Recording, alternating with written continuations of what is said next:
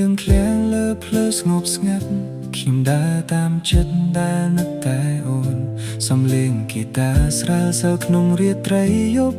ដូចជាបេះដូងខ្ញុំហៅឈ្មោះអូនពន្លឺភ្លើងតាមភ្លើរំភើបចិត្តគ្រប់នាទីនៅតែចង់ឃើញមុខអូនទោះពេលវេលាឆ្លងកាត់យូរប៉ុណ្ណាស្នេហ៍ខ្ញុំនៅតែមានសម្រាប់អូនអូនដឹងទេ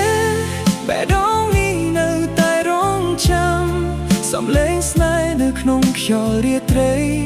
ហៅឈ្មោះអូនគ្រប់វិនាទីទោះថ្ងៃណាអូនឆ្ងាយពីខ្ញុំក្តីស្រឡាញ់មិនដែលប្រែគ្រាន់តែបានឃើញអូនញញឹមពិភពខ្ញុំក៏មានន័យកាវេកទៅមួយកែវនៅក្បែរបងអួច